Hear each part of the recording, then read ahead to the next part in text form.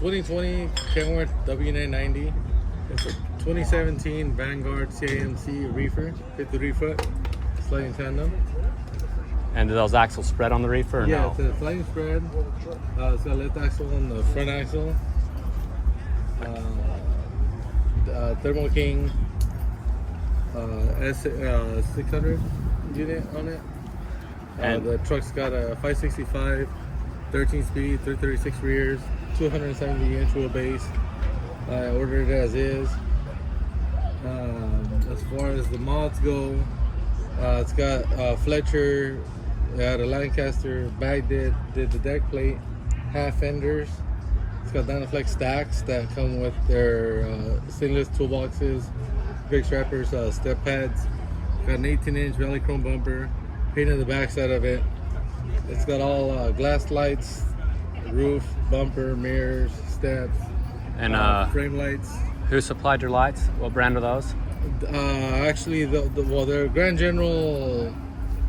The bumper lights are actually horse lights because they're watertight. They don't get any water in them. Okay. It's all billet housing with their own gasket that keeps the water out, and all the rest of the lights are all Grand General. Keeps the water out because they're high enough off the ground.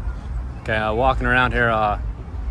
So, have you done much work to the interior of the truck, or is it pretty much the same? Much all stock. It's got. I took the stock bases on the seats, where I actually had 3-inch risers. I modified those rectangle square tubings to bring it down 2 inches, so it's 1-inch risers now. They sit a little lower. Interior's all stock. The only thing it has is the audio. It's got a focal 1200 watt amp with 2 10-inch subs, all focal mids and highs, with an Alpine deck unit. And what size is the bunk on it? I'm not sure exactly what Kenworth calls this bunk. I know it's not enough. It's more like an extended cab than it is a bunk. Okay. I believe it's one of the 40-inch. And who did all like your striping on the sleeper and on your deck plate and on your reefer? Striping was done by a local guy down in my neck of the woods. His name's Josh. He's kind of a local guy. Just comes and goes. Doesn't really. You call him and he shows up. Sometimes he does, sometimes he doesn't. And he's the one that did all that. So, do you run, are those stock Kenworth tires, or did you get like more like low pro tires to make the truck sit lower? No, these are actually the stock size tires. This is my second set. The truck, like I said, the truck's in 2020. It's got 145,000 miles. I run local LTL. We're out of Oxnard, California, so we run just local LTL for load stuff into LA. I'm the dispatcher for the company, so I only work the truck 4 to 5 nights a week, which is why the mileage is so low. How many trucks do you have in your fleet? We're running right now about 70 trucks. Okay. Some of them are local, some of them, it's all strictly California, LTL, full truckload. We go to Arizona, Phoenix, Yuma, and as far north as Sacramento, Roseville area, the Bay Area, and from there on down.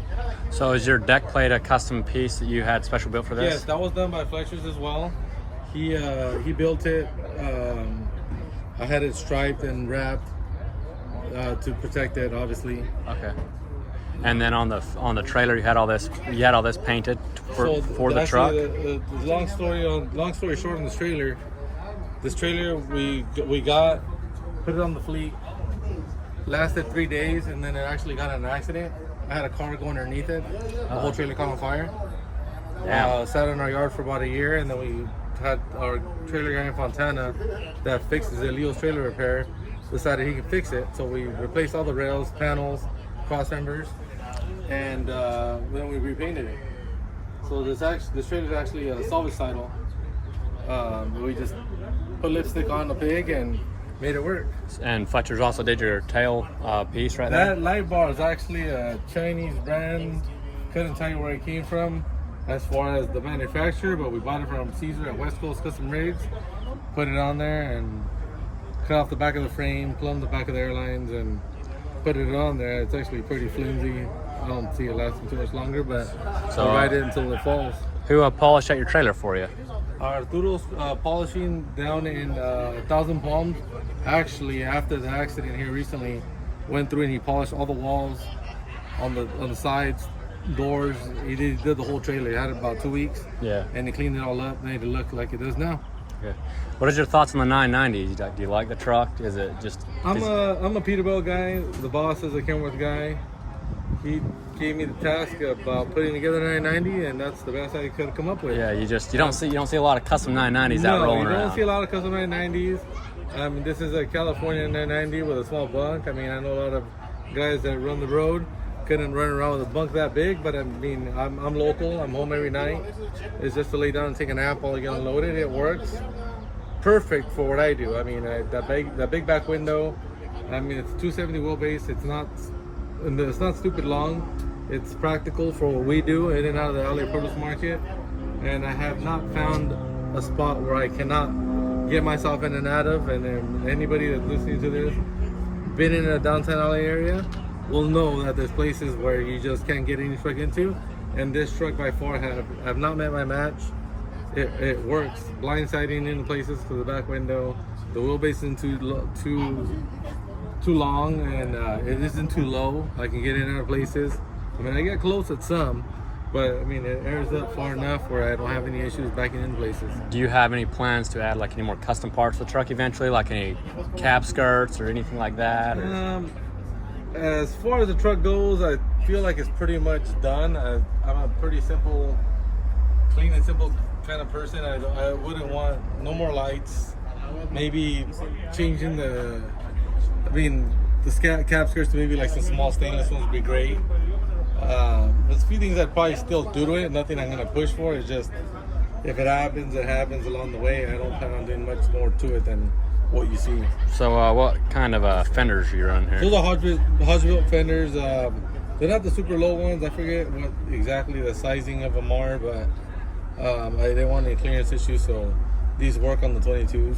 And you like them? You've been happy with them? Yeah, I've been happy with them. I mean, a lot of people break half fender brackets. Like I said, I've had this truck for 5 years now, going to 5 years. Fletcher's built the brackets, and I have not broken a bracket. No fender's been sacrificed. I mean, I did hit something on this driver's side one, but it wasn't road hazard, nothing that's been broken. Or they work for what I'm doing. So are the stacks real, or are they just fake stacks? No, they're actually real stacks. This was Dynaflex's dummy for putting together this kit. It's I forget exactly what their line is, but it's got a 5-inch. If they're 7-inch stacks, they got a 5-inch actual stack inside of it, so it keeps them. Oh, it's cool. like an insulated piece. Yeah, it's an insulated piece. They get warm. They don't get super hot. You can still touch them. They're, like I said, they're 7-inch with 72-inch tips. The truck sits low enough. The tips of the stack sit right at like 13, 11 at ride height. Yeah. All right. Well. Everything else, I mean, what you get, pretty much playing a simple truck and nothing special. I do have a PDI tuner on it, a manifold, which I love, by the way. I mean, I don't know if I can go back to driving a bone stock truck after having that. Does it get you better fuel mileage and stuff on the truck? I'm not sure exactly what the fuel mileage is that I'm getting because I'm local and I'm always in and out of traffic. It definitely does help. I'm not sure exactly what where it's at now since I'm local. I haven't really gauged it. So how long has Rollin R been in business? I've been with the company 8 years. Before that, I believe it's been about 15. It used to be Nava Trucking. Changed the name to Rollin R Enterprises probably about 10 years ago. Is that why the van says Nava up there? Yes, everybody knows the company as Nava Enterprise or Nava Trucking because it used to be Nava Trucking, so we just roll with the last name. The owner, Rolando, he's the owner of the company. Like I said, we do run strictly, well, mainly LTL. We have a warehouse in Oxnard, California, where we cross-dock consolidate a lot of LTL loads. We do full loads, but what keeps our wheels turning is the LTL business of produce. Okay. In general, California area. All right. Well, I appreciate your little chat, explaining the truck to us, and